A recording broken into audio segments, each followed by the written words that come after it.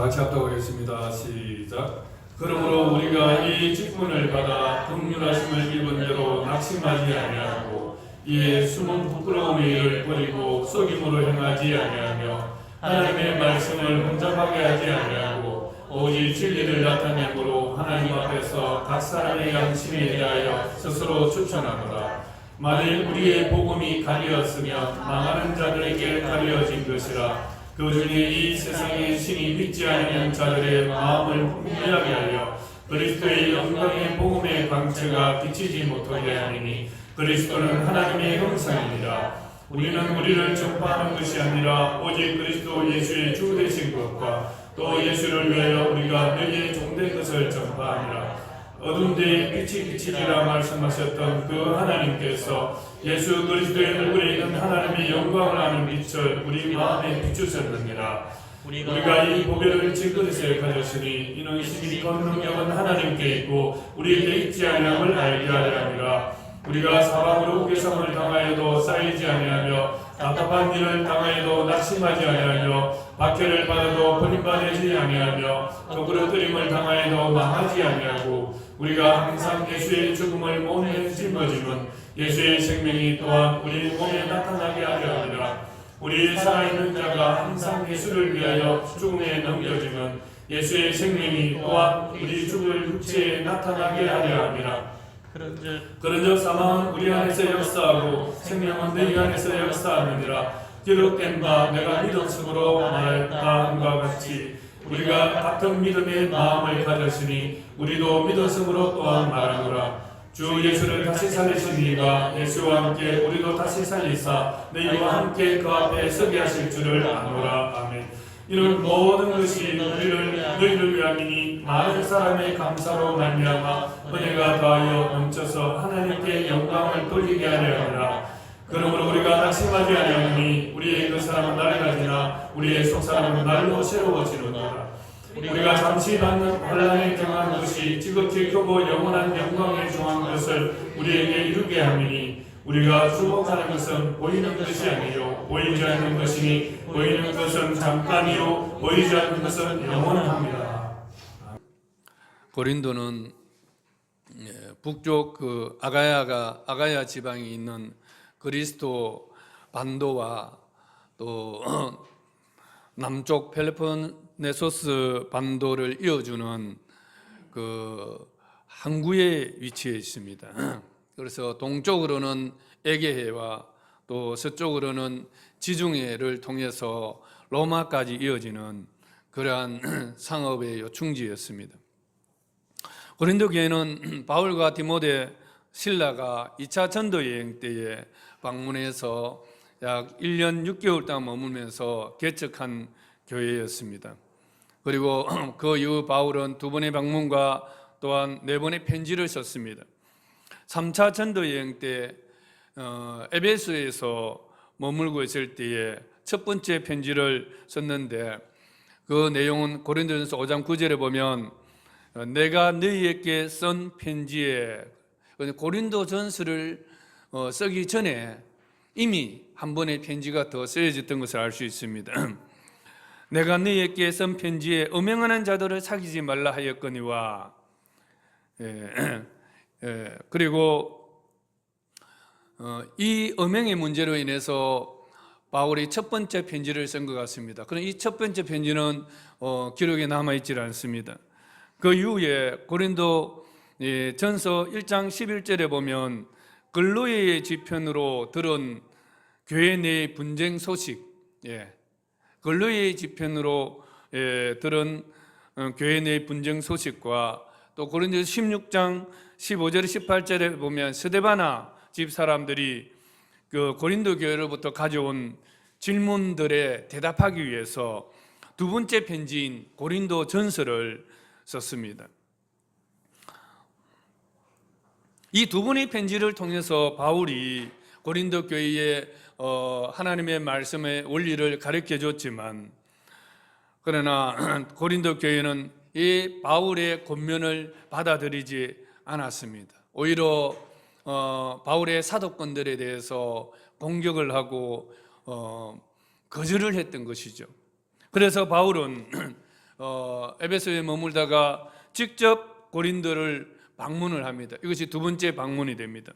그래서 방문을 해서 그들에게 설득을 했지만, 그러나 고린도 교회는 이 바울의 설득을 받아들이지 않습니다. 그것이 바로 고린도후서 2장의 1절과 13장 2절에 그 말씀이 묻어나고 있습니다. 바울의 방문 결과 받아들이지 않았고 오히려 서로 상처만 입은 것입니다. 여러분, 직접 대면해서 하면 어떨 때는 받아들이지 않으면 감정이 격해지잖아요. 그러니까 서로가 상처를 받은 그런 상태로 바울은 다시 에베소로 돌아와야만 했습니다. 그 후에 바울은 또 방문을 해서 책망하려고 했었지만, 이번에는 계획을 바꿔서 세 번째 편지를 엄중하게, 또 그러면서도 눈물로서 편지를 적었습니다. 그래서 그 편지는 디도편으로 보냈습니다. 이 내용은 고린도서 2장 3절에 보면, 내가 이같이 쓴 것은, 또 한 번의 편지를 썼다는 것을 고린도후서 전에 한 번 더 썼다는 것을 알 수가 있습니다. 내가 이같이 쓴 것은 또 고린도후서 7장 8절에도 보면, 내가 편지로 너희를 근심하게 한 것을 후회하였으나 지금은 후회하지 아니하면 그 편지가 너희로 잠시만 근심하게 한 줄을 알미라. 디도편으로 보낸 이 엄중한 편지를 듣고 고린도 교회가 근심하기 시작했다는 것입니다. 근심이란 것은 안에서 싸움이죠. 하나님의 말씀의 원리와 그렇지 못한 현실들 속에서 고린도 교회 교인들이 그 바울의 편지, 디도편으로 보냈던 세 번째 편지를 듣고 그들은 이제는 고민하기 시작하는 것입니다. 정말 엄중한 어떤 심판의 메시지가 있었던 것 같아요. 그러니까 그 말씀을 듣고 그들은 이번에는 하나님 앞에서 회개하고 그 편지를 받아들이고 회개를 하였던 것 같습니다. 그래서 바울의 관계가 이제 다시 복원이 된 것입니다. 그런데 이 와중에서도 거짓 사도들이 와서 교회를 어지럽히는 그러한 문제가 발생했습니다. 그래서 바울은 이 여러 문제 상황 해결에 고린도 교회가 세 번째 편지를 받고 회개하고 또 고린도 교회에 있는 문제들이 해결된 것에 대해서 먼저 감사하기 위해서, 또 그리고 아직 완전히 해결되지 않은 그런 거짓 사도라는 새로운 이 문제들에 대해서 처방을 내리기 위해서 네 번째 편지를 적었습니다. 그것이 바로 오늘 우리가 오늘 들을 또 고린도후서 말씀입니다. 그래서 고린도전서, 고린도후서만 우리 기록에 남아있지만 그 중간에 또 바울이 직접 방문도 하기도 하고 두 번의 편지를 통해서 고린도 교회를 정말 사랑하는 마음으로 그들을 설득시키고 또 회개로 돌아오기 위해서 노력한 그 이야기입니다. 그런데 그런 가운데에서도 거짓 선지자들은, 거짓 사도들이 또 속임으로 자신의 이익을 위해서 바울을 공격하는 이러한 일들이 많습니다. 그래서 고린도 후서는 바울의 사도권에 대한 변호하는 이야기들이 많이 있습니다. 저자는 1장 1절에 보면, 하나님의 뜻으로 말미암아 그리스도 예수의 사도된 바울과 형제 디모데는 고린도에 있는 하나님의 교회와 또 온 아가야에 있는 모든 성도에게 이 말씀을 전하고 있습니다. 그래서 바울 일행이 고린도와 아가야에 있는 성도들에게 보낸 서신 형태의 말씀인 것입니다. 기록 목적은 아까도 말씀드린 것처럼, 첫째는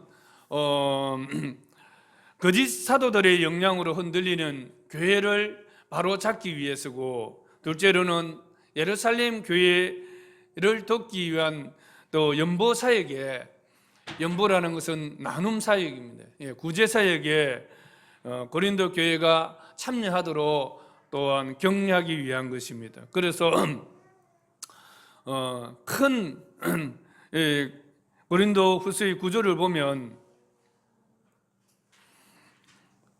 1장 1절에서 11절까지는 인사와 또 서론을 이야기하고 있습니다. 그리고 1장 13절에서 7장까지는 바울이 고린도 교회를 향해서 사역했던 그 사역에 대해서 변호를 하고 있습니다. 자신이 어떤 태도를 가지고 고린도 교회 당신들을 향해서 사역을 했는가 하는 것에 대해서 변호를 하고 있습니다. 그리고 8장과 9장은 예루살렘 교회를 위한 연보에 대해서 말씀을 나누고 있습니다. 그리고 마지막으로 10장에서 13장까지는 거짓 사도들에 대한 분별과 또 그것을 분별할 수 있는 영적 수준으로 성장하라고 고린도 교회에게 권면을 하고 있습니다. 그래서 이러한 구조 속에서 우리가 몇 가지 큰 원리들을 한 10가지 정도만 살펴보기를 원합니다. 고린도후서에서는 거짓 사도들이 새로 등장해서 교회를 어지럽히는 문제들이 나왔습니다. 오늘날도 얼마나 많은 거짓이 난무하고 있습니까? 신천지와 같은 이런 거짓들, 이단들 얼마나 정말 교회들을 어지럽히고 있습니까? 교회뿐만 아니라 정말 인간적인 기본 삶조차도 파괴시키고 있습니다. 그래서 우리는 누가 참 사도인가, 누가 참 사역자인가 하는 것을 분별할 수 있는 지혜가 있어야 합니다. 그래서 오늘 고린도후서를 보면 많은 교회의 문제들이 오늘날 우리에게도 동일하게 있는 문제들입니다. 그래서 우리는 어떠한 태도로 사역자들을 찾아야 되고 교회를 찾아야 되고 또 신앙생활을 해야 되는가를 고린도후서를 통해서 볼 수가 있습니다. 첫 번째로는 사역자는 분명한 소명이 있는 자여야 합니다. 분명한 소원. 내가 하고 싶다 해서 사역자가 된 사람. 오늘날 많은 그 사역자들, 우리 기독교뿐만 아니고 다른 종교 지도자들도 보면 먹고 살려고 자기 밥벌이로 어쩔 수 없이 이 일을 하고 있는 사람들이 있습니다. 그러나 정말 참 사역자는 분명한 소명이 있어야 합니다. 오늘 1장 1절에 보면 하나님의 뜻으로 말미암아 그리스도 예수의 사도된 바울과 형제, 이렇게 나옵니다. 하나님의 뜻으로 말미암아 그리스도 예수의 사도된 바울. 사역자는 신적 기원이 있어야 합니다. 자기 스스로 된 것이 아닙니다. 저에게도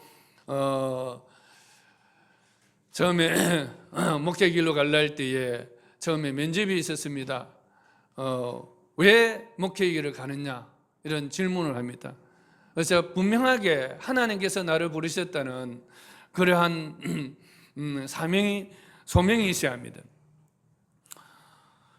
사역자를 부르시는 분도 하나님이시고 또 그 일을 할 수 있도록 은사와 위로를 베푸시는 분도 하나님이십니다.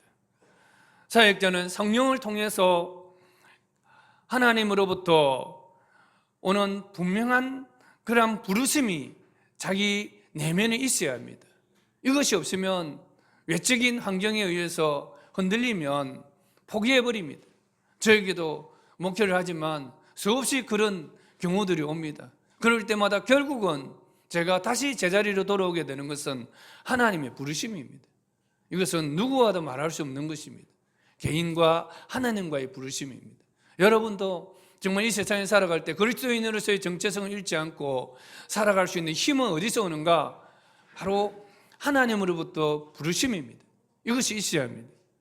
물론 부르심은 각자 다르게 나타나겠지만 저는 하나님의 말씀 사역으로 저의 부르심이 분명히 있었습니다. 강단을 거룩하게 하라는 하나님의 거룩한 말씀을 제 안에 확신을 주셨기 때문에 저는 항상 강단에서 하나님의 말씀만 드러나도록 그렇게 전하려고 노력하고 있습니다. 때로는 내가 너무나 무능해서 정말 이 설교 사역이 내가 감당하기에는 너무나 벅차서 그만두고 싶을 때도 있습니다. 그러나 그럴 때마다 하나님의 강단을 거룩하게 하라는 이 말씀이 또 저를 다시 세우게 하십니다. 그래서 우리는 분명한 소명이 있어야 한다는 것입니다. 하나님으로부터 온 분명한 소명이 있어야 합니다. 두 번째로는 참사역자는 하나님의 방식으로 섬기는 사역자입니다. 그 섬김이 하나님의 방식으로 하는가, 세상의 방식으로 하는가, 이것을 우리가 살펴보아야 합니다. 1장 12절에 보면 우리는 이 세상에서, 우리 번역본이 조금 어렵게 돼서 제가 공동 번역본을 인용을 합니다. 우리는 이 세상에서 특히 여러분을 대하면서 인간의 꾀를 부리지 않고 하나님의 은총으로 그분의 뜻을 따라 솔직하고도 진실하게 살아왔다는 것을 양심을 걸고 말할 수 있으며 또 이것을 자랑으로 여기고 있습니다. 바울의 자랑은 정말 인간적인 꾀로 교회를 섬긴 것이 아니라는 것입니다. 하나님 주신 은혜를 따라서 그분의 뜻을 따라 솔직하고 양심껏 진실하게 하나님의 교회들을 섬겨왔다는 것입니다. 사역자의 가장 기본적인 정말 자세가 이거여야 하는 것입니다. 하나님 앞에서 하나님의 방식으로 하나님의 교회를 세워가겠다는 그러한 자기 안에 태도가 있어야 하는 것입니다. 고린도 교회 거짓 사도들은 인간의 꾀라는 말을 쓰고 있습니다. 세상적인 방식과 인간적인 꾀로서 꾀를 위해서 사역을 했다는 것입니다. 그러려면 자기를 꾸며야 되고 자기를 자랑해야 되고 자기가 누구의 백으로 왔다는 추천서도 필요하게 되죠. 그래서 그들은 인간의 추천서를 가지고 와서 내가 누구의 추천을 받아서 이곳에 왔다 그러면서 나를 따르라 하는 이런 식으로 섬겼다는 것입니다. 하나님으로부터 온 부르심이 없는 신적 그런 소명이 없는 사람들은 뭔가 오버페이스를 해야 되고 자기를 드러내야만이 그것을 유지할 수 있다고 생각하는 것입니다. 그러나 하나님으로부터 부르심을 받고 하나님의 뜻을 행하는 사람은 그럴 필요가 없습니다. 왜냐하면 능력은 우리에게 있는 것이 아니기 때문입니다. 하나님께서 하시잖아요. 하나님께서 은혜를 주시고 하나님께서 세워가시는 것을 믿기 때문입니다. 그렇기 때문에 세상의 어떤 것보다도 하나님의 뜻이 더 분명하고 하나님의 그 방식으로 섬기는 것이 더 확실하다는 그러한 믿음이 있는 것입니다. 바울은 화려한 인간적인 지혜나 방법으로 일하지 않았고 오직 하나님의 은혜 가운데 하나님 앞에서 양심껏 솔직하고 진실하게 하나님의 뜻대로 지체들을 섬겼다고 말하고 있습니다. 고린도서 2장 17절에 보면 우리는 수많은 사람들처럼 하나님의 말씀을 혼잡하게 하지 아니하고 수많은 사람들처럼 하나님의 말씀을 혼잡하게 하지 아니하고 아마 이 수많은 사람이 거짓 사도들이 아니겠나 생각합니다. 그들은 그들의 많은 방식들로 인해서 오히려 하나님 말씀 혼잡하게 했다는 것이죠. 곧 순전함으로 하나님께 받은 것 같이 하나님 앞에서와 그리스도 안에서 말하노라. 곧 순전함으로 하나님께 받은 것 같이 하나님 앞에서와 그리스도 안에서 말하노라.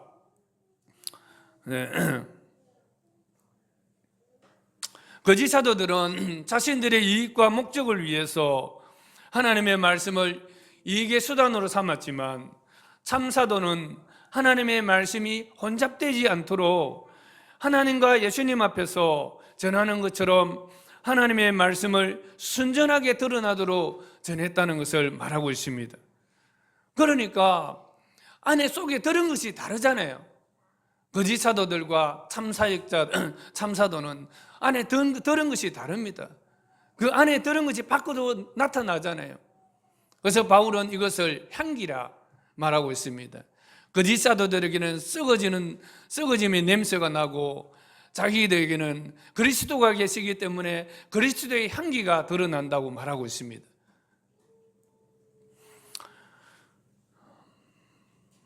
오늘날 교회 안에서도 많은 세상의 방식과 지혜가 들어와 있습니다.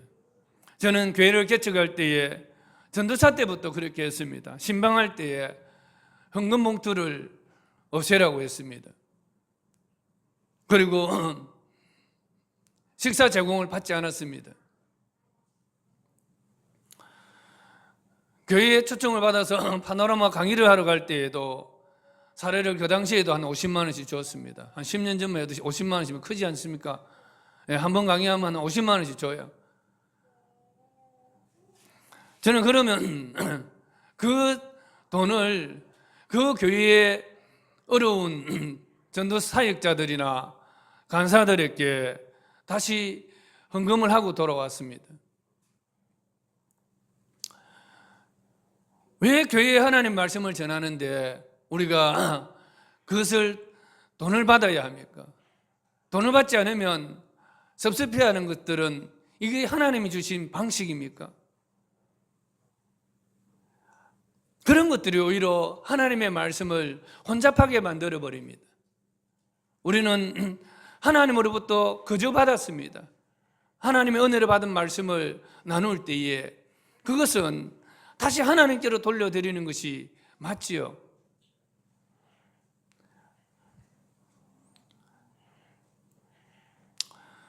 세 번째로 참 사역자는 성도가 그리고 자신이 한 사역 그 자체가 추천서입니다. 다른 추천서가 뭔 필요합니까? 고린도 교회 거짓 사도들은 그 추천서를 가지고 와서 사도 바울은 추천서가 없지 않느냐 그러면서 사도의 권위에 대한 시비를 붙었습니다. 그러나 바울은 자신이 그 교회를 개척한 자고 그러므로 고린도 교회 자체의 그 성도가 바로 추천서가 아니냐 이렇게 말을 하고 있습니다. 나는 고린도 교회 당신들을 향해서 개척할 때에 어떻게 사역을 했느냐 그러면서 고린도후서 2장 3절에 보면 너희는 우리로 말미암아 나타난 그리스도의 편지니 추천서도 편지잖아요, 그죠? 너희는 바로 우리로 말미암아 나타난 그리스도의 편지니 이는 먹으로 쓴 것이 아니요 오직 살아계신 하나님의 영으로 쓴 것이며 또 돌판에 쓴 것이 아니요 오직 육의 마음판에 쓴 것이라. 어떤 돌판이나 종이에 파피루스에 적은 추천서가 아니라 바로 너희 자체가 우리로 말미암아 성령으로 너희 마음판에 기록한 하나님의 추천서가 아니냐 이렇게 말하고 있습니다. 얼마나 담대한 말입니까? 얼마나 하나님 앞에서 정말 떳떳하고 담대한 그러한 말입니까? 교회는 그리스도께서 성령으로 말미암아 마음에 기록한 하나님의 편지여야 하는 것입니다. 그래서 저도 가능하면 세상적인 예화가 아니라 하나님께서 성령으로 그 주에 주신 하나님의 말씀을 중심으로 순수하게 그 말씀을 여러분 마음에 와닿도록 전하려고 노력을 하고 있습니다.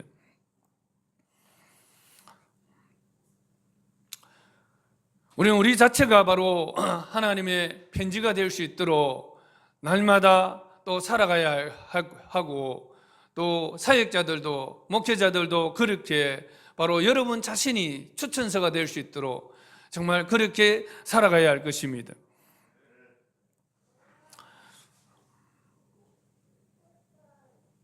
참 사역자는 권위는 있지만 권위적이지 않습니다. 사람들은 권위에 대해서 부정적으로만 생각합니다. 그러나 하나님은 질서를 통해서 일하십니다. 성경은 무질서하지 않습니다. 성령에 의해서는 절대로 무질서하지 않습니다. 천지 창조도 흑암 중에 빛을 주시고 공허함 중에 또 충만함으로 채워주시고 하나님은 무질서한 가운데에서도 형태가 없는 가운데에서도 다 형태를 만드시고 또 그 안에 하나하나 질서 가운데 채워주셨습니다. 그런데 권위의 상처를 받은 사람들은 권위 자체를 무시하려고 합니다. 윗권위는 무조건 들이받아야만이 자기가 마치 진보적인 것처럼 생각합니다. 그렇지 않습니다. 질서는 하나님 주신 거예요. 권위가 나쁜 것이 아니라 권위를 잘못 사용하는 것이, 남용하는 것이 문제인 것입니다. 그럼 우리는 그 권위를 인정해야 합니다. 그러나 권위를 받은 사람들이 잘못 사용함으로 인해서 많은 부정적인 영향을 미칩니다. 그래서 사역자는 권위를 받은 자이지만 그러나 그 권위를 오용하지 않아야 하는 것입니다. 4장 5절에 보면 우리는 우리를 전파하는 것이 아니라 오직 그리스도 예수의 주 되신 것과 또 예수를 위하여 우리가 너희의 종된 것을 전파함이라. 하나님으로부터 사도의 권위를 받은 바울은 그 권위를 사용해서 교회 위에 군림한 것이 아니라는 것입니다. 오히려 그리스도 예수의 주 되신 것과 예수님이 주님이신 것을 드러내었고 또 그 예수님을 위해서 보냄을 받은 종으로서 고린도 교회를 섬겼다는 것을 말하고 있습니다.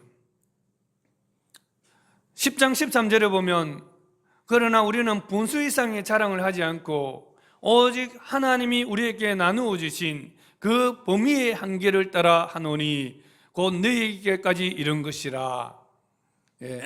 고린도 교회를 개척하게 된 그 이유조차도 하나님께서 그들에게 나누어 주신 그 범위의 한계를 따라서 했다고 말하고 있습니다. 범위의 한계라는 것이 무엇입니까? 영향력의 범위를 말하는 것입니다. 영향력. 자신에게 주신 영향력이 고린도 교회까지 미쳤기 때문에 하나님께서 허락해 주셨기 때문에 고린도 교회에게 영향을 끼쳤다는 것을 말하고 있습니다. 이 말은 강제로 억압하거나 뭔가 고린도 교회를 군림하기 위해서 한 것이 아니라 하나님 주신 은혜가 고린도 교회 끝까지 허락해 주셨기 때문에 그 범위 안에서 영향력을 끼쳤다는 걸 말하고 있습니다. 2장 1절에 보면 내가 내 목숨을 걸고 하나님을 불러 정언하시게 하노니 내가 다시 고린도에 가지 아니한 것은 너희를 아끼려 함이라. 내가 내 마음에 큰 눌림과 걱정이 있어 많은 눈물로 너희에게 썼노니 이는 너희로 근심하게 하려는 것이 아니요 오직 내가 너희를 향하여 넘치는 사랑이 있음을 너희로 알게 하려 함이라. 고린도 교회에 편지를 쓰고 방문을 해서 권면을 했지만 그래도 받아들이지 않는 고린도 교회를 바라볼 때 어떤 마음이 들겠습니까?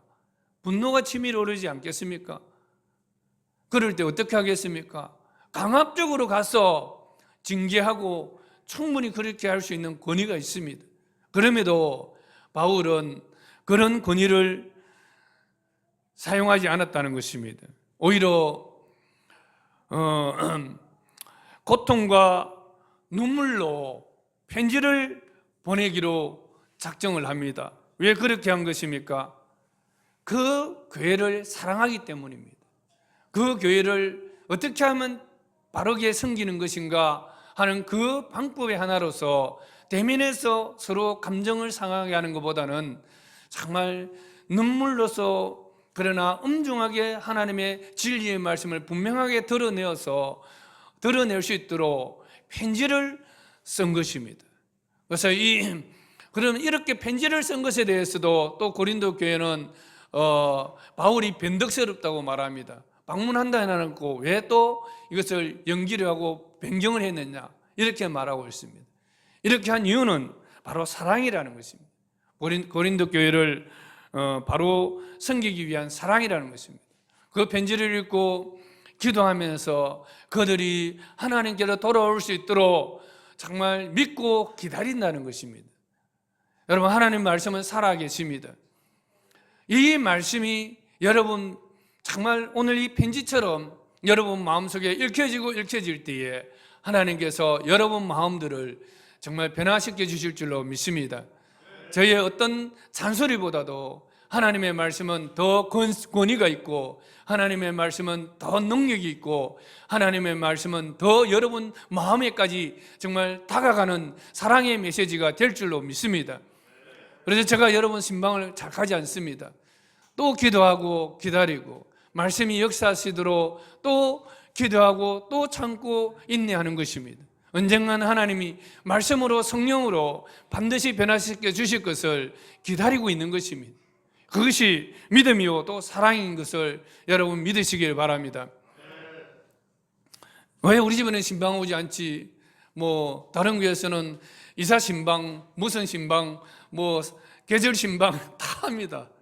그런데 여러분 신방이 좋을 수도 있지만 또한 여러분의 개인의 프라이버시를 침해하는 또 그런 부분이 있을 수 있습니다. 일본에서는 그렇잖아요. 아무리 친한 사람도 집에 잘 방문을 해도 현관에 서서 이야기하지 집안에 잘 들어가지 않는답니다. 예, 이런 문화적인 차이도 있겠죠, 그죠? 그러나 어쨌든 이러한 여러 가지들이 다 상대에 대한 배려요 사랑이라는 것을 말하고 있는 것입니다. 그래서 바울은 권위는 있지만 그 권위를 다 사용하지 않았습니다. 그리고 여섯 번째로 보면 참사역자는 반대와 거절을 당해도 낙심하지 않는 자입니다.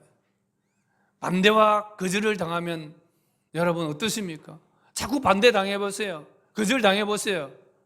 내가 무능해서 그런가? 왜 이렇지? 그런 생각이 안 들겠습니까?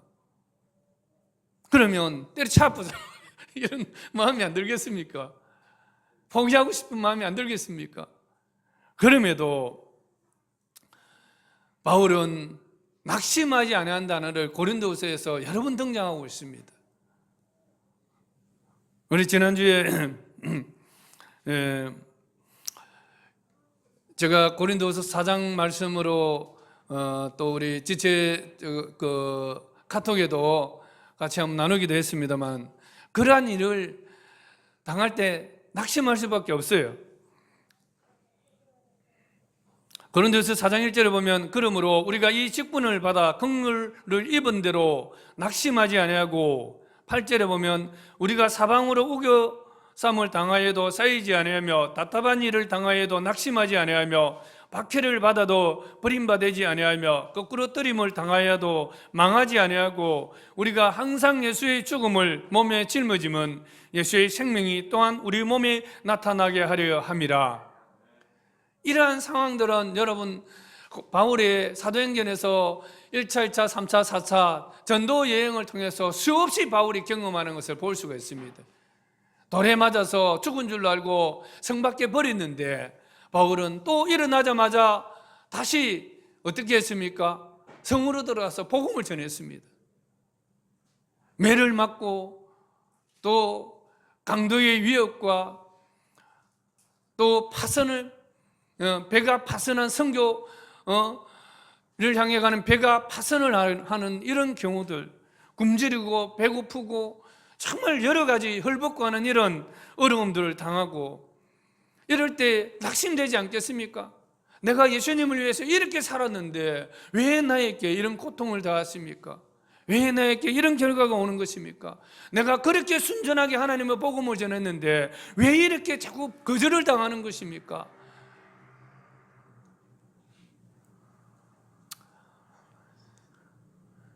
야고보와 요한처럼 하나님 하늘에 불을 내려서 당장 취해버릴까요? 이런 말 하지 않겠습니까? 그런 마음이 들 것입니다. 그것이 되지 않을 때는 낙심할 수밖에 없어요. 그런데도 사도 바울은 그렇지 않았습니다. 그래서 많은 병들은 마음에서 시작이 됩니다. 낙심이란 이 병은 백약이 무효입니다. 아무리 지방을 내려도 효과가 안 나타나요. 그래서 무엇보다도 이 시대의 질병은 육체적인 질병보다도 이 낙심이란 이 질병에서 오는 경우가 많습니다. 여러분 실제로 약도 그냥 소화제만 주고 이것을 처방이라고 주면 그것을 믿는 사람에게는 병이 호전되는 경우들이 많습니다. 그것은 뭘 말하고 있습니까? 마음의 병이 육체의 병으로 나타난다는 것입니다. 우리 사역자에게도 이러한 침체의 시기가 올 수 있습니다. 이럴 때 우리는 어떻게 해야 합니까? 먼저 우리는 나 자신을 돌아봐야 합니다. 내가 하나님의 말씀을 혼잡하게 하지 아니하고 진리를 드러내었는가? 하나님의 형상의 본체이신 예수 그리스도를 정말 솔직하고 떳떳하게 드러내는 일에 힘썼는가? 그렇다면 우리 편에서는 문제가 없는 것입니다. 받아들이고 받아들이지 않는 것은 우리의 문제가 아니라는 것입니다. 무엇이 문제인 것입니까? 4장 3절에 보면 만일 우리의 복음이 가리었으면 망하는 자들에게 가리어진 것이라 그 중에 이 세상의 신이 믿지 않는 자들의 마음을 혼미하게 하여 그리스도의 영광의 복음의 광채가 비치지 못하게 함이니. 뭐가 문제라는 것입니까? 어둠의 영들, 공중 권세 잡은 자, 악한 영들이 역사하기 때문이라는 것을 말하고 있습니다. 그래서 고린도후서 10장 3절에 보면 바울은 이렇게 기록하고 있습니다. 우리가 육신으로 행하나 육신에 따라 싸우지 아니하노니 우리의 싸우는 무기는 육신에 속한 것이 아니요 오직 어떠한 견고한 진도 무너뜨리는 하나님의 능력이라. 모든 이론을 무너뜨리며 하나님 아는 것을 대적하여 높아진 것을 다 무너뜨리고 생각을 사로잡아 그리스도에게 복종하게 하니. 사단은 혼미하게 하는 영입니다. 의심하는 자들 속에 더욱더 하나님의 말씀을 믿지 못하도록 혼미하게 하는 그러한 역사를 합니다. 그래서 우리는 하나님의 말씀을 진리대로 전해야 하지만 또한 이 진리의 하나님 말씀이 복음의 광채가 비치지 못하도록 방해하는 악한 영들이 있다는 사실을 알아야 합니다. 그래서 우리는 어떻게 해야 합니까? 하나님의 말씀으로 이 악한 영들의 역사가 힘을 잃어버리도록 정말 기도해야 되고, 그 악한 영들에 매여 있는 그 사람들이 하나님의 말씀을 받지 못하도록 방해하는 그 사단의 역사를 끊어지도록 기도해 줘야 하는 것입니다. 기도하고 말씀을 읽도록 권면하고 도와줘야 됩니다. 그럴 때 우리의 사역은 낙심하지 아니하고 인내하며 또 기다릴 수가 있는 것입니다. 여러분, 목회자로서 여러분에게 권면할 때에 저는 이러한 경우들을 수없이 경험합니다. 제 안에서 포기해버리면 바로 여러분은 포기된 인생, 망하는 인생이 될 수밖에 없는 겁니다. 그래서 또 마음을 새롭게 하고 악한 영들의 결박을 풀어주고 또 기도하고 인내하고 또 격려하고 권면하는 것입니다. 저는 우리 모든 여러분들이 한 사람도 다 망하는 자가 되지 아니하고 정말 복음의 진리를 따라 사는 여러분 되기를 간절히 축원합니다. 또 참사역자는 어떤 사람입니까?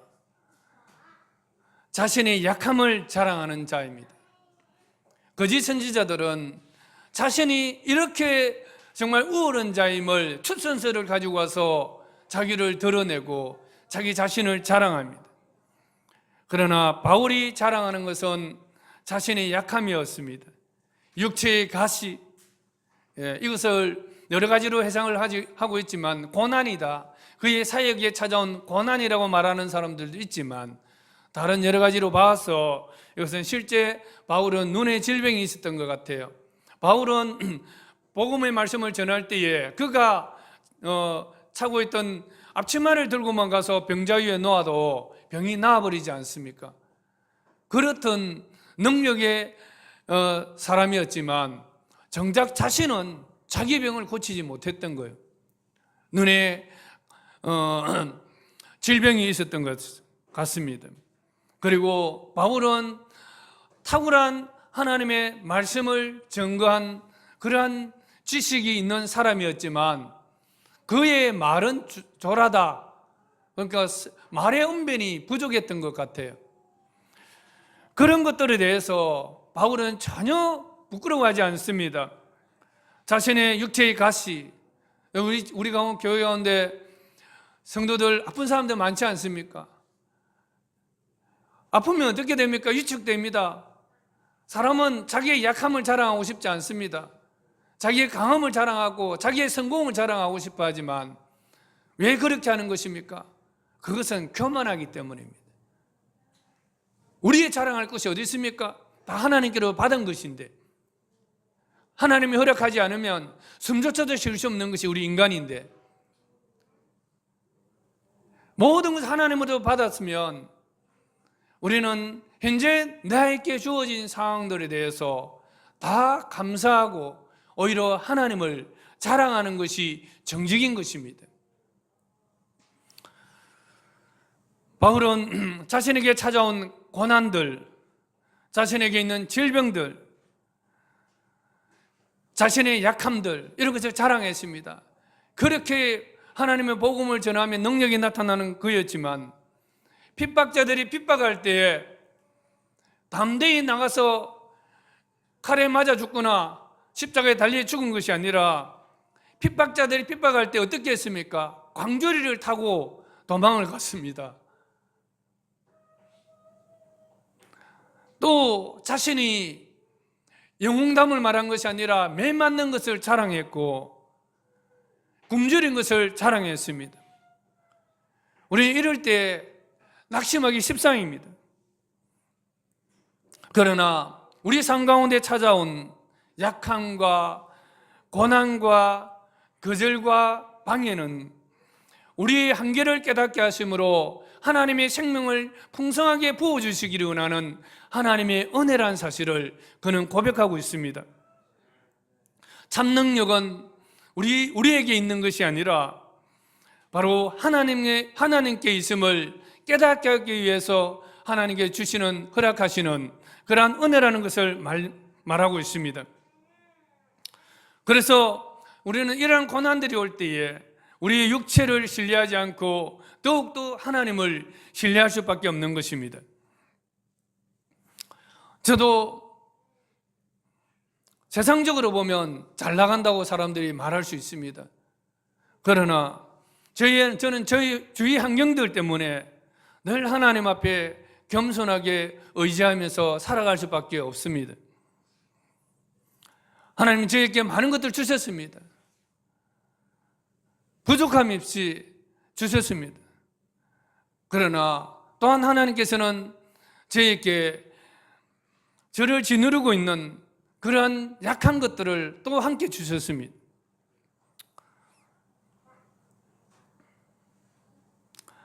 자녀들의 불순종과 또 아내의 질병과 우리 주위 여러분들의 많은 아픔들이 있는 지체들을 저에게 주셨습니다.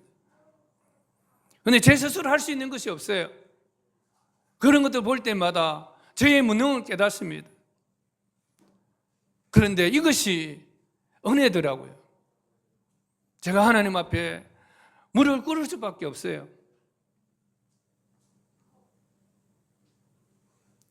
하나님의 능력을 의지할 수밖에 없어요.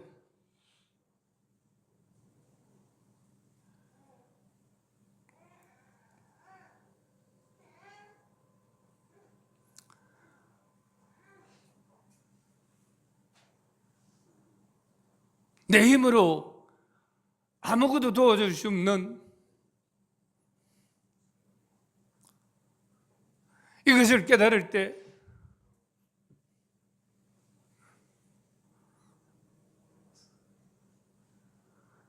하나님 앞에 간구할 수밖에 없습니다.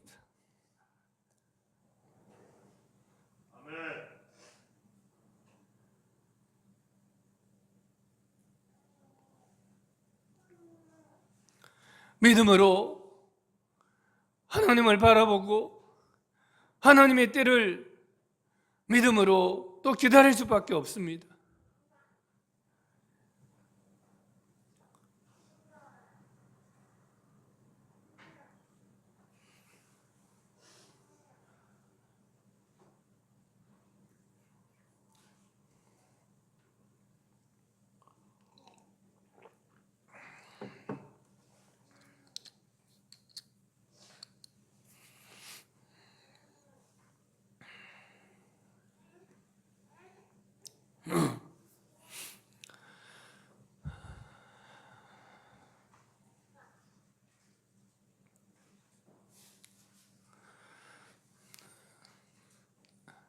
사랑하는 여러분, 정말 여러분의 약함이 부끄러운 것이 아니라 하나님의 은혜임을 믿고 우리의 약함들에 대해서 오히려 당당하게 자랑하고 그렇게 살아가는 여러분 되기를 간절히 축원합니다.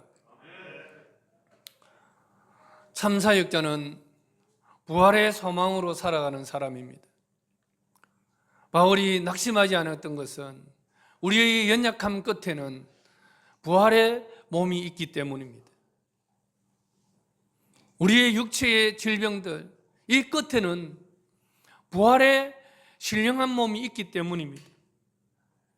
질그릇 같은 이 육신이지만 주님께서 우리를 질그릇과 같이 깨지기 쉬운 연약함으로 만드신 이유는 우리에게 능력이 있는 것이 아니라 우리 안에 보배로운 그리스도가 있다는 것을 깨닫게 하기 위한 것입니다.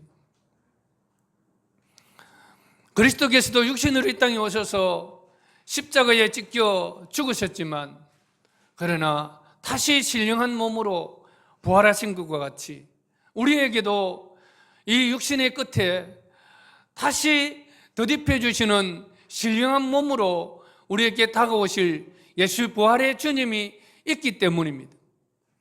그렇기 때문에 우리는 고난 중에 있고 깨지기 쉬운 그러한 육체의 연ям 속에 쌓여져 있지만 또 소망을 가지고 살아갈 수 있는 것입니다.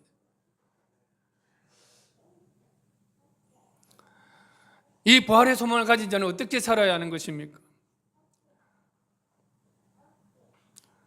주를 기쁘시게 하는 자처럼 산다고 사도 바울은 고백하고 있습니다. 우리는 사나 죽으나 주님의 것이요 또 주님과 같이 부활할 것이기 때문에 주님의 심판대 앞에 우리가 서게 될 것이기 때문에 주를 기쁘시게 하는 자처럼 살아야 하는 것입니다. 5장 9절에 보면 그런즉 우리는 몸으로 있든지 떠나든지 주를 기쁘시게 하는 자가 되기를 힘써노라. 이는 우리가 다 반드시 그리스도의 심판대 앞에 나타나게 되어 각각 선악간에 그 몸으로 행한 것을 따라 받으려 함이라. 우리의 연약함 속에서 믿음으로 주님 앞에 살아갔다면 주님은 반드시 그 삶에 대해서 위로하시고 또한 보상해 주실 줄을 믿으시기를 바랍니다.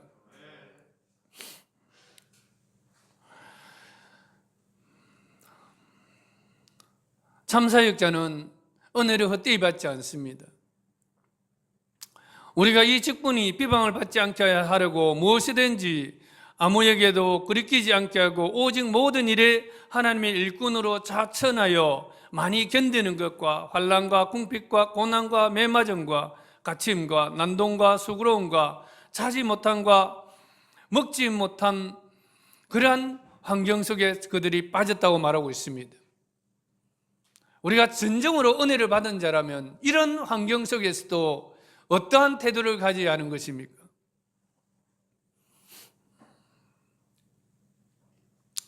이런 상황 속에서 바울이 취한 태도는 깨끗함과 지식과 오래 참음과 자비함과 성령의 감화와 거짓이 없는 사랑과 진리의 말씀과 하나님의 능력으로 의의 무기를 좌우에 가지고 영광과 욕됨으로 그러했으며 그러했다는 건 사역했다는 것이죠. 악한 이름과 아름다운 이름으로 그러했느니라 이렇게 말씀하고 있습니다. 세상에서 인정받지 못했지만 바울은 실상은 하나님 앞에서 자신이 참되고 하나님 앞에서 유명한 자요, 하나님 앞에서 살아있는 자요, 항상 기뻐하고 부유하게 사는 자요, 모든 것을 가진 하나님의 은혜 가운데 있는 자라고 자신을 여겼습니다. 하나님의 은혜를 받은 자들은 모든 것들을 가진 자입니다. 그래서 바울은 어떠한 이러한 어려운 악조건 상황 속에서도 항상 깨끗함을 가지려고 했습니다. 거룩입니다. 여러분은 거룩해야 합니다. 하나님의 은혜를 받은 자라면 방탕하게 살 수가 없어요. 거룩하게 살아야 돼요. 깨끗해야 돼요. 여러분 삶이 깨끗해야 돼요. 집도 깨끗하게 청소를 해놓고 아침 저녁으로 청소하고 들어갈 때 나올 때 늘 새롭게 리셋을 시켜서 깨끗한 상황에서 살아가는 훈련들을 해야 합니다. 왜냐하면 하나님은 거룩하신 분이시기 때문입니다. 방이 구별되어야 합니다. 매일 청소해서 집을 깨끗하게 하고, 그러므로 거룩하신 주님을 닮아가야 합니다. 또한 성령의 감화로 살아가야 합니다. 아무리 어려워도 성령의 감화, 성경은 성령에 대해서 많이 말하고 있습니다. 술 취하지 말고 성령 충만하라. 술과 성령은 공통점이 취한다는 것입니다. 술에 취하면 고통을 잊잖아요. 감각이 없습니다. 통증이 없어요. 그러니까 기뻐하잖아요. 즐겁잖아요. 마찬가지입니다. 성령에 취하면 정말 이 세상이 고통스럽고 힘든데도 그것이 고통스럽게 느껴지는 것이 아니고 기뻐할 수 있다는 거예요.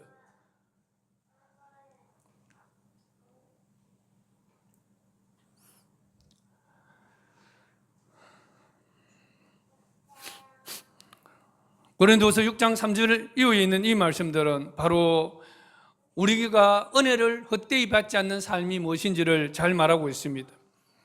그리고 참사역자는 받는 것을 즐거워하는 것이 아니라 나눔을 즐거워하고 나눔을 격려하는 사람입니다. 나눔은 상대적으로 여유 있는 자가 가난한 지체들에게 은혜를 나눔으로써 결론적으로는 서로 균등하게 하려는 것입니다. 없는 자들은 가난한 자들 것을 나눠줌으로 서로 이렇게 균등하게 하게 하라는 것입니다. 우리는 항상 부유할 수가 없습니다. 우리는 항상 가난한 자로 또 살지도 않습니다. 하나님께서는 서로가 부유할 때 나누고, 또 그러면 그 사람들이, 도움받은 사람들이 또 다른 사람이 약할 때에 나눔으로써 전체가 공평하게 균등하게 되도록 하기 위해서 이 나누라는 것입니다. 유대인 신자들과 비유대인 신자들이 함께 그리스도 안에서 한 지체가 되었습니다. 비유대인 신자인 마게도냐와 고린도 교회들은 바로 그들이 가진 그 여유로움을, 또한 예루살렘 어려운 공경에 처해 있는, 핍박으로 말미암아 공경에 처해 있는 가난한 예루살렘 교회에게 나눔으로써 그 두 교회가 하나로 연합이 되고 또 사랑을 실천해서 또 실질적인 필요들을 채워주게 된 것입니다. 나눔은 하나님의 사랑과 은혜를 이웃에게 표현하는 사랑인 것입니다. 바울은 자기 자신은 교회에 부담을 주지 않기 위해서 자비랑했습니다. 낮에는 텐트 사역을 하고 저녁과 주말에는 하나님의 복음을 전하는 사역자로서 선교를 했습니다. 자기는 그러한 자비랑 사역을 하면서도 어려운 다른 교회들을 위해서 나눔을 하라고 독려합니다. 동참할 것을 독려합니다. 그리고 이 나눔 사역이 정말 하나님의 사역이라는 것을 알고 이 나눔 사역이 해방을 받지 않도록 재정을 관리하는 사람은 한 사람이 아니라 여러 사람을 붙입니다. 왜 그렇게 하는 것입니까? 투명하게 하기 위해서, 또 안전하게 하기 위해서, 그것이 해방받지 않도록 하기 위해서 그렇게 한 것입니다. 나눔은 믿음의 순종입니다. 하나님은 광야교회를 40년 동안 매일 만나를 먹였는데도 한 번도 굶지 않았었습니다. 오병이어로 빈들에 온 그 백성들을 먹이고도 12강주리가 남기도 하고 7병이어로는 또 7강주리가 남기도 했습니다. 하나님에게는 부족함이 없습니다. 하나님의 공급하심을 믿는 자만이 나눌 수가 있는 것입니다. 여러분, 하나님께서 공급하시는 분이심을 여러분 믿으십니까? 나눔은 은혜입니다. 하나님께로 받은 은혜, 그것을 인정하는 것입니다. 거저 받았다는 것을 인정하는 표현인 것입니다. 거저 받았으니 거저 줘야 하는 것이 정직한 것이 아닙니까? 거저 받은 것을 또 거저 나누니까 받은 사람들은 어떻습니까? 정말 또 은혜로 받는 것이잖아요. 그러니까 어떻게 해요? 하나님께 영광을 돌립니다. 이 나눔이라는 것은 하나님의 또 진리의 말씀과 함께 중요한 교회의 사역입니다. 그래서 우리 주영광교회 여러분들은 많이 나눌 수 있도록 제가 기도하고 있습니다. 나눔의 모델은 바로 예수님입니다. 예수님은 우리 주 예수 그리스도의 은혜를 너희가 알거니와 부유하신 이로서 너희를 위하여 가난하게 되심은 그의 가난하심으로 말미암아 너희를 부유하게 하려 하심이라.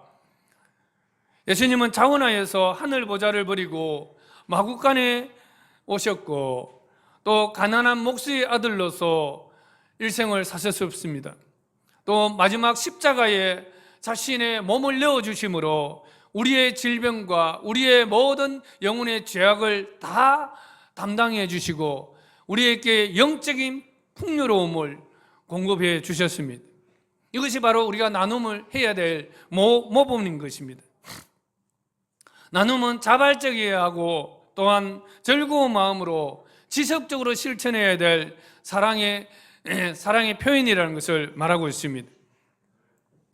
우리가 나눔을 하지 않으면, 지속적으로 나누지 않으면 우리의 마음은 좁아지고 인색해지기 십상입니다.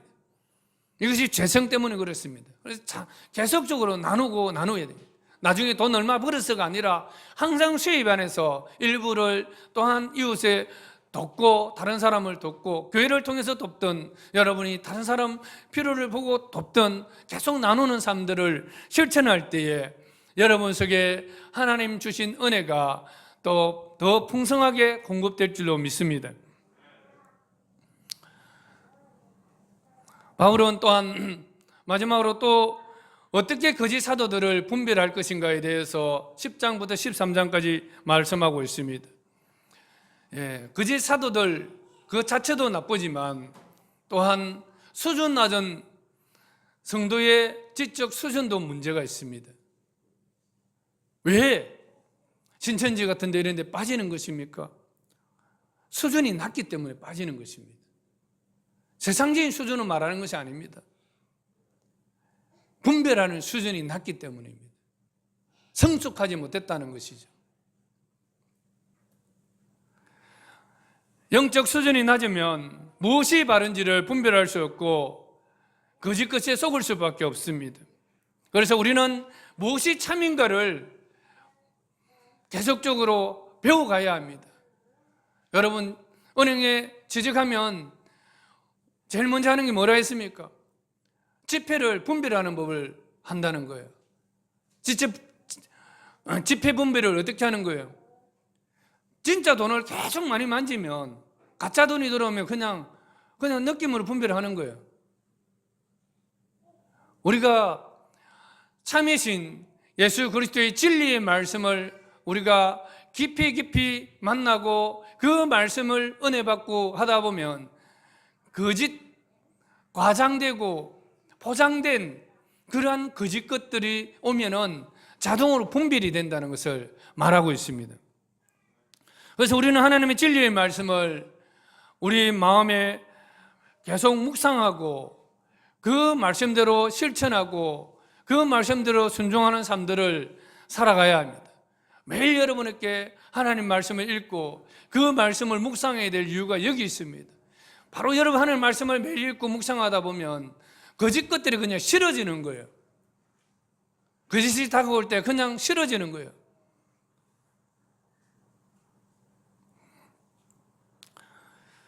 그래서 우리가 거짓 사도들도 문제지만 그것을 분별하지 못하는 우리의 영적 수준도 문제가 있다는 것을 말씀하고 있습니다. 그래서 사도는 바로 성숙을 위해서 너희들이 영적으로 더욱더 분발하라는 것을 말씀하고 있습니다. 하나님의 말씀을 바로 분별해서 그 거짓 것들을 분별해서 속지 말고 하나님 교회 참 교회답게 분발하며 살아가라는 것을 말씀하고 있습니다. 저는 우리 중앙교회 모든 성도들이 다른 그 거짓에 속지 아니하고 진리 대신 하나님의 말씀 때문에 정말 그 말씀을 사랑하고 그 말씀을 묵상해서 모든 것들을 다 분별해서 진리 가운데 온전히 살아갈 수 있도록 간절히 축원합니다. 기도하겠습니다. 하나님 아버지, 고린도 교회가 정말 사도 바울의 그 전도로 말미암아 세워졌음에도 불구하고 많은 문제가 있는 교회로 드러났습니다. 하나님 아버지, 그 교회는 영적인 많은 그런 은사들도 있었고 하나님으로부터 받은 많은 그런 은혜들이 있었지만 그러나 실제로는 영적 수준이 낮은 교회로서 살아갔었습니다. 하나님 아버지, 우리 지원관계의 모든 지체들은 참으로 하나님의 말씀으로 말미암아 온 하나님의 그 은혜 가운데에서 참으로 성숙한 그리스도인으로 살아갈 수 있게 도와주시옵소서. 오늘 배운 말씀의 원리를 따라서 아버지여 참 사역자를 바로 구분할 수 있게 하여 주시고 또 참 하나님의 말씀을 바로 구분할 수 있게 하여 주시고 또 자신만을 위해서가 아니라 이웃을 위해서 또 나눌 수 있는 그러한 참 성도로서 지체로서 이 땅에서 살아가게 하여 주시옵소서. 우리의 삶이 빛과 소금이 되게 하시고 선한 열매가 가득하게 하여 주셔서 하나님께 영광을 돌리는 삶이 되게 하여 주시옵소서. 오늘도 어려운 지체들 또 연약한 지체들을 우리가 돌아볼 수 있는 하나님의 은혜로 일깨워 주시옵소서. 아버지 감사합니다. 또 우리 모든 지체들이 더 많이 나누기 위해서 더 많이 어려운 지체들을 돕기 위해서 하나님께서 풍성하게 공급해 주시기를 간절히 원합니다. 아버지 하나님께서 축복하여 주시옵소서. 예수님의 이름으로 간절히 기도드립니다. 아멘.